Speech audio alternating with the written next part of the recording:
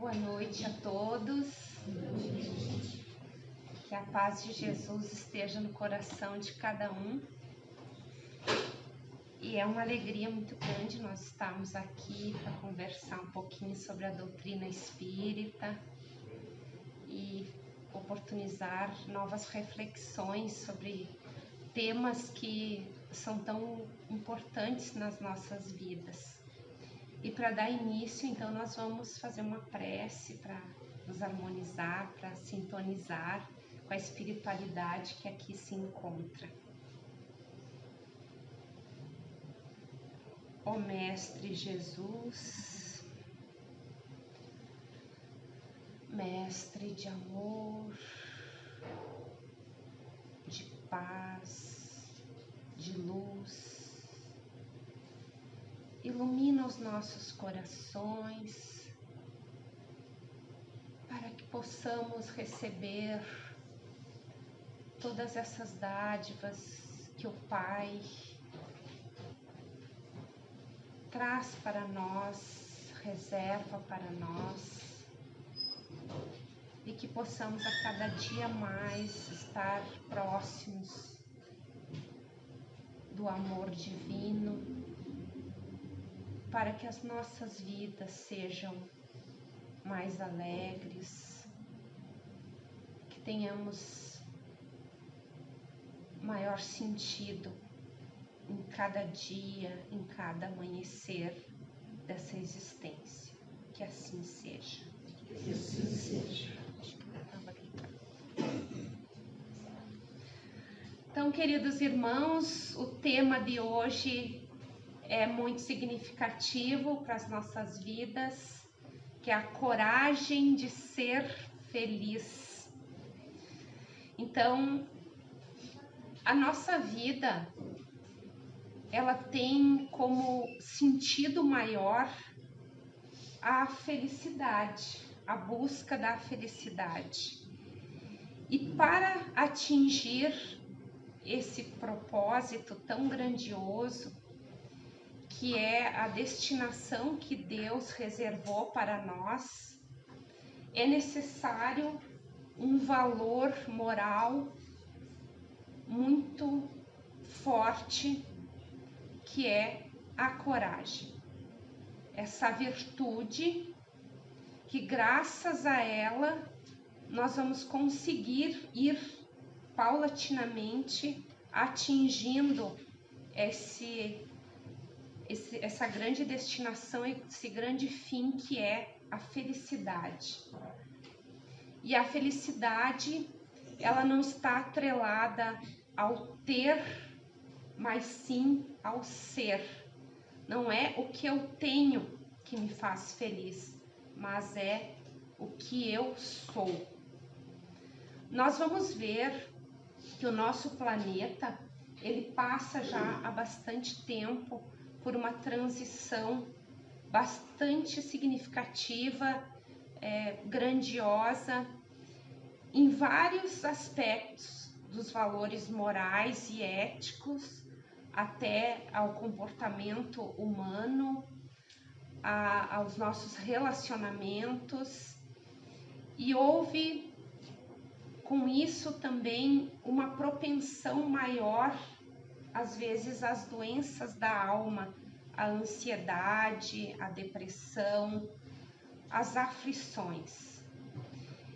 Mesmo que com a tecnologia e com a ciência, com o progresso grandioso que houve, o avanço grande, que deveria nos trazer maior tranquilidade, maior alegria, entretanto, nós estamos tão tristes, mesmo tendo conquistas tão valiosas como a igualdade dos direitos da mulher, a liberação sexual, a valorização também da fauna e da flora, a conquista dos direitos humanos, e tantas coisas importantes, tantos avanços que nós tivemos. Mas, infelizmente, há às vezes uma inversão desses valores, onde nós estamos muito preocupados com as conquistas materiais, com o prazer imediatista, com as coisas muito superficiais, né? E esquecemos da nossa essência, da busca do nosso eu, do nosso espírito, da espiritualidade, dessa aproximação de Deus. E a doutrina espírita, ela nos traz muitos pontos, nos faculta entender muitos pontos significativos nessa busca da felicidade, desse objetivo maior. Um deles é nos dizendo que existe uma escala evolutiva dos espíritos. No Livro dos Espíritos, ela está entre as questões 100 a 113, onde ali os espíritos superiores apresentaram a Kardec 3 ordens nessa evolução, que também corresponde aos mundos, a evolução também dos planetas. Então nós vamos ter ali, na terceira ordem, os espíritos inferiores, que são os que predominam, então, nos planetas de provas e expiações, que é o nosso caso.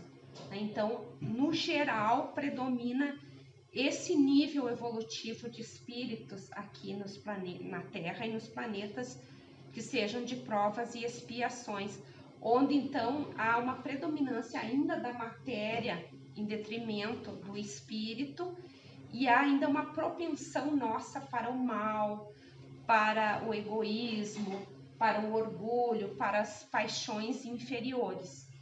Quando o espírito vai progredindo, ele passa então para o nível da segunda ordem, que é dos espíritos bons, onde então já predomina daí então o espírito sobre a matéria e também o bem, que os espíritos dessa categoria a maioria então reencarnam nos mundos já felizes ou de regeneração. E a primeira ordem, que é a dos espíritos puros, onde daí só existe o bem, esses espíritos já não precisam mais reencarnar, e nós vamos ver então que esses espíritos puros, eles gozam de inalterável felicidade, porque não se acham submetidos às necessidades nem às vicissitudes da vida material. Essa felicidade, porém, não é a de uma ociosidade monótona a transcorrer em perpétua contemplação. Eles são os mensageiros e os ministros de Deus, cujas ordens executam para a manutenção da harmonia universal. Então é necessário nós compreendermos que todos nós iniciamos, né, como espíritos inferiores e vamos progredindo, porque Deus nos cria num determinado momento e nos dota de inteligência, de discernimento, de vontade, de pensamento, de várias, então, ferramentas seria, né, nos capacita com essas ferramentas para que nós sejamos os artífices, os responsáveis pela nossa vida, pelas nossas escolhas, e nos proporciona, então, através da dor, né, nos impulsiona ao progresso, para que nós possamos, às vezes, sair daquele estado de comodismo, de preguiça ou de rebeldia, para o progresso, para a conquista da evolução. E todas as nossas escolhas, elas vão, a partir daí, ter um reflexo nas nossas vidas, ou seja, vai ter um retorno. A semeadura é livre, mas a colheita é obrigatória. E o Espiritismo também nos fala da reencarnação, que nós, então, vivemos várias vidas. Então, às vezes, o que eu estou hoje passando de desafios, de expiações, são coisas que eu estou reparando hoje das vidas passadas, ou estou reaprendendo, ou estou refazendo, porque nós estamos sempre progredindo e Deus nos dá sempre uma nova oportunidade, ou seja, uma nova encarnação. Ou seja, então nós vamos conquistando essa felicidade plena que Ele nos oportuniza, que lá, quando nós chegarmos nos espíritos puros, nós vamos ter aquelas características ali, nós vamos ter atingido essas características aí da perfeição, ou seja, da sabedoria, que é o amor, e também da conquista intelectual, que o espírito precisa progredir moralmente e intelectualmente.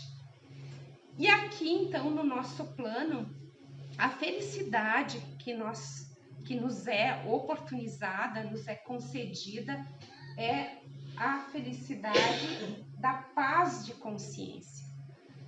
Porque aqui não tem como nós sermos completamente felizes, né? E a felicidade, então, não está atrelada a eu ter todas as conquistas materiais, a eu ter uma saúde plena, a eu ter tudo que eu quiser a nível de conhecimento.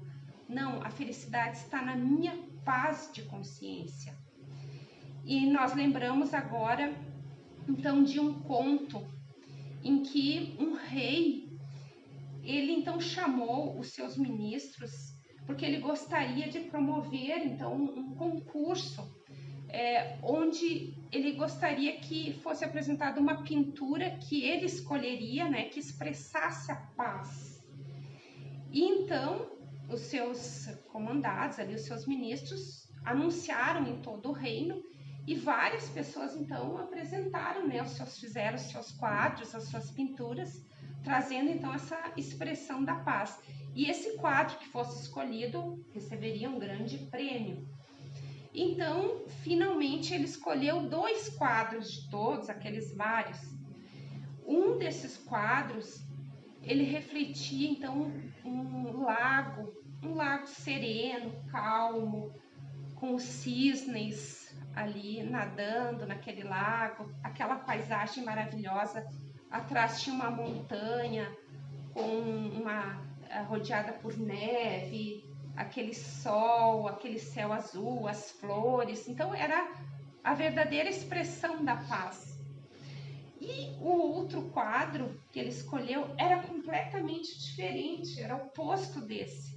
Era um dia assim nublado, uma paisagem cinza, onde ali de uma montanha surgia uma cascata muito volumosa e barulhenta, e era um momento assim bem barulhento de tempestade, chovia um pouco, uma paisagem assim nada atrativa, somente aquelas pedras, a vegetação assim quase rasteira.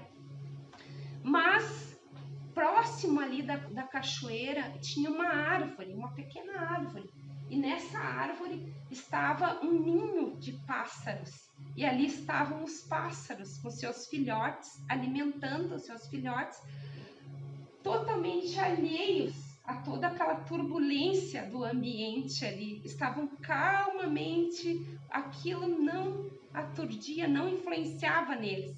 Então o rei disse: é exatamente esse quadro que expressa para mim a paz, porque eu não posso querer apresentar para todas as pessoas do reino um quadro que expresse a paz, porque nesse mundo aqui não tem como ter paz sem turbulências, né? Então não tem como nós vivermos nesse mundo sem vicissitudes, sem dificuldades, sem desafios. Jesus mesmo disse: no mundo encontrareis aflições. Então ele disse: a paz é você realmente conseguir estar, mesmo diante de todas as dificuldades, você estar em paz contigo mesmo. Ou seja, você está fazendo o teu melhor. Você está dentro daquelas circunstâncias que tu estás vivendo, tu estás conseguindo estar bem contigo mesmo, porque tu está fazendo o que tu pode fazer de melhor. Tu estás fazendo o bem, e o bem não é o bem só para nós, porque o bem só para nós é o egoísmo, mas é o bem para todos, o bem verdadeiro. E com isso, nós estamos nos aproximando de Deus. E segundo o Livro dos Espíritos também, na questão 614, o Kardec pergunta aos espíritos superiores que se deve entender por lei natural. A lei natural é a lei de Deus, respondem eles. É a única verdadeira para a felicidade do homem. Indica-lhe o que deve fazer ou deixar de fazer. E ele só é infeliz quando dela se afasta. Então, essa felicidade que nós tanto buscamos é nós nos aproximarmos cada vez mais de Deus, porque Deus está na nossa consciência. Tanto que quando nós estamos nos afastando de Deus, quando nós estamos fazendo coisas erradas, contrárias à sua lei de amor, de justiça, de caridade, ou como nós podemos ver nos mandamentos, né, trazido por Moisés, que Moisés recebeu no Monte Sinai, dos 2 mandamentos que Jesus sintetizou a lei divina do amar a Deus sobre todas as coisas e ao próximo como a ti mesmo, ou o mandamento que Jesus criou, que é fazer ao próximo aquilo que tu gostarias que seja feito para ti. O cumprimento dessas leis de Deus, de fazer o bem, porque a lei de Deus é fazer o bem a todos, é que nós vamos ser felizes, é o que vai nos trazer essa paz de consciência. Então, quanto mais nós irmos evoluindo, praticando essa lei no nosso dia a dia, nós vamos nos aproximando de Deus. E também é importante que nós tenhamos esse objetivo maior na nossa vida, que é o sentido da nossa vida, que é a busca da felicidade. Então eu tenho que ter como meu propósito principal da minha vida a busca da felicidade. Ela tem que ser esse sentido maior. E para isso, então, eu tenho que ter coragem, tenho que ter bom ânimo. Então nós vamos dar um exemplo. Por exemplo, eu tenho uma mesa com 4 pés, né, 4 pernas. Em cima dessa mesa tem um vaso com uma planta. Se eu quebrar um pé dessa mesa, pode ser que esse vaso ainda consiga se afirmar um pouco na parede e não caia. Mas se eu quebrar o outro pé, ele vai se esfacelar no chão, com certeza.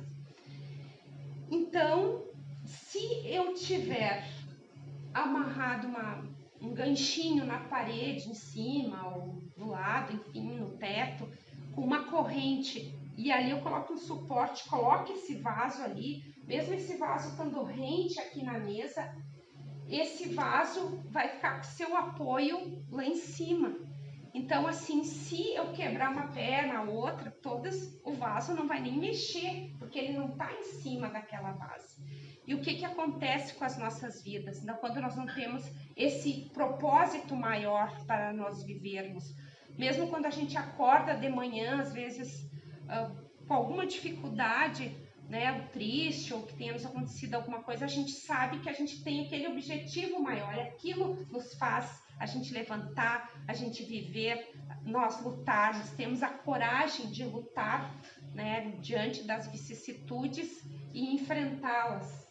Por quê? Porque as pernas dessa mesa pode ser, às vezes, a nossa vida, comparada à nossa vida, que uma perna é os nossos relacionamentos, na outra é a nossa saúde, na outra é o nosso trabalho e, né, tantas outras situações que nós estamos, a nossa vida está ali envolvida, são os braços da nossa vida, né, os braços maiores, as colunas da nossa vida. Então, se a gente não tem aquele propósito maior e daqui a um pouco eu estou com um problema de saúde, eu me desespero, eu perco o emprego, eu caio, né? Ou se eu termino um relacionamento, eu quero tirar minha vida.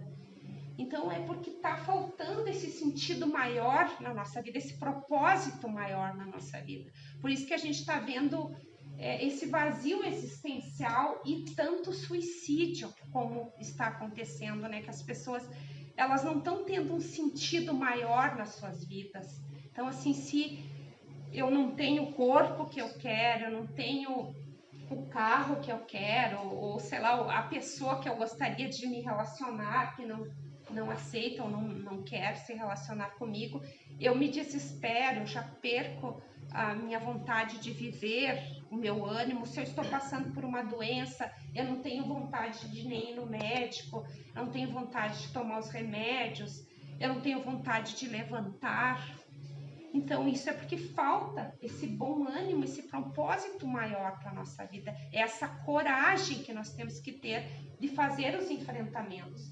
E os enfrentamentos maiores, a coragem maior que nós temos que ter é de enfrentar aqueles sentimentos negativos que nós ainda temos, aqueles comportamentos inferiores que nós ainda temos, do egoísmo, do interesse pessoal. Então, de eu pensar somente, né, em conquistar as coisas para mim, não desenvolver, às vezes, a compaixão, o olhar para o próximo. Então, eu necessito olhar para a minha sombra e projetar luz nela através do autoconhecimento. Esse é o desafio maior nas nossas vidas, porque esses são os entraves para buscar essa felicidade relativa que é possível aqui no mundo de provas e expiações. Então, às vezes na situação mais desafiadora, na noite mais escura das nossas vidas, quando nós temos esse sentido maior da vida, nós sabemos que nós não estamos sozinhos, que Deus está conosco, que Ele vai colocar alguém ou alguma situação para nos auxiliar, para vir, para nos apoiar. Então nós não podemos desistir. Por quê? Porque a vida aqui é passageira. Nós vamos ver que os ensinos de Jesus, o eixo maior dos ensinos do Mestre, é com vistas à vida futura. Então, ele ensinou as bem-aventuranças, que foi o ápice dos ensinos de Jesus, o Sermão do Monte, onde ali ele coloca tudo em termos de futuro. Ele coloca bem-aventurados os aflitos, porque serão consolados. Bem-aventurados os mansos de coração, porque herdarão a terra. Bem-aventurados os que têm fome e sede de justiça, porque serão saciados. Bem-aventurados os misericordiosos, porque receberão misericórdia. Então é tudo com vistas ao futuro, é uma conquista futura. Então não é agora, mas nós temos que enfrentar as vicissitudes, porque existe a dor, evolução. Então, para a nossa expansão, para o nosso progresso, vai ter a dor, porque a dor é o mecanismo de progresso nesse mundo agora de provas e expiações. Quando nós estivermos no mundo de regeneração, o mundo feliz, os mundos celestes, nesses mundos vai ser o amor que vai nos mover. E pode ver que quando nós vamos tomando consciência do nosso espírito, né, que nós somos filhos de Deus, que nós estamos aqui também para amar, para ter compaixão e esses bons sentimentos, ou seja, nos aproximar mais de Deus, nós vamos nos sentindo felizes em auxiliar. Nós nos sentimos felizes quando doamos alguma coisa para alguém, né? A gente não doa assim com aquela coisa, mas vai me fazer falta. Não, tu doa de coração. Quando tu auxilia de coração aquela pessoa. Ou às vezes determinadas vicissitudes que acontecem no emprego, na rua, em qualquer lugar, que aquilo nos atingiria, nós nos magoaríamos, ficaríamos feridos emocionalmente, nós já não vimos dessa forma. Por quê? Porque nós estamos compreendendo os ensinos do Mestre, onde ele nos disse para oferecermos a outra face. Se ele bate numa face, ofereça a outra, metaforicamente falando, porque ele se referia a apresentar a face nossa interior, do perdão, do amor, né, da tolerância. Ele disse, se lhe pedirem a túnica, deles também a capa, se pedirem que tu caminhes 1000 passos, caminhe 2000 passos. Então ele sempre nos ensinou a nós termos essa caridade, esse amor, esse desprendimento, a oferecer essa outra face.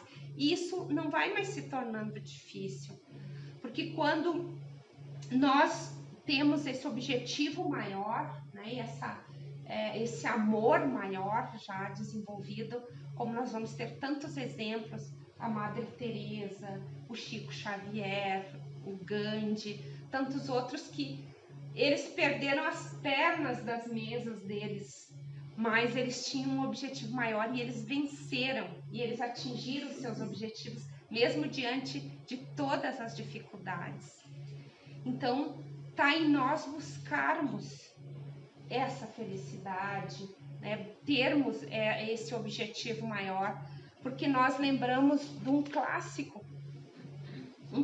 do cinema e da literatura que vocês conhecem, que é um diálogo da Alice no País das Maravilhas com o gato, em que ela chega em um determinado local lá que tem vários caminhos e ela encontra um gato e ela pergunta: senhor gato, poderia me dizer, por favor, qual o caminho que devo tomar para sair daqui?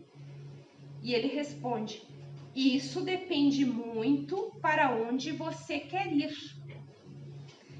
E ela responde: eu não me importo muito para onde.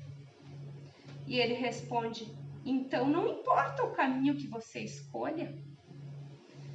A partir então desse diálogo, que é famoso por sua aplicação filosófica, mostrando que se não temos um destino em mente, qualquer caminho serve. Então, por isso que nós estamos, às vezes, essa geração tão perdida, porque nós não temos um caminho, um objetivo, um sentido. Então, qualquer coisa que nos apresentarem serve. E nós temos que ter esses valores, ter essa coragem, né, de enfrentar as dificuldades, essa coragem de enfrentar a nós mesmos e também ter a coragem para quando nos sentimos culpados por alguma coisa que fizemos, nós lembrarmos sempre que a culpa não nos leva a lugar nenhum, ela nos chumba naquele lugar que nós estamos, ela nos impede de ir para frente porque nós nos sentimos, às vezes, o criminoso, enfim, o monstro, a pior pessoa, então nós não nos sentimos merecedores da felicidade, sendo que se nós fizermos algo de errado, que a nossa consciência acusa, porque estamos distanciados daí da lei divina, ela está nos acusando, cabe a nós sermos os responsáveis por aquilo para buscar então a solução. Se é com alguém que eu posso, que está aqui encarnado, que eu possa chegar, eu possa pedir perdão, ou eu possa reparar da forma que eu puder. Se já está no plano espiritual, como nós sabemos que a vida continua, nós podemos, por uma prece, pedir perdão também. E sempre buscar, então, o perdão para nós, o auto-perdão para nós próprios, também recomeçar. Porque hoje a gente pode olhar as pessoas, nossa, as pessoas são corretas e eu fui fazer isso, é uma coisa grave. Mas essas pessoas podem terem feito coisas nas vidas passadas ou nessa, então não cabe o julgamento, né? Por isso que Jesus disse para nós não julgarmos o nosso próximo, mas sim a nós próprios e nos darmos uma nova oportunidade, como Deus nos dá sempre através da reencarnação.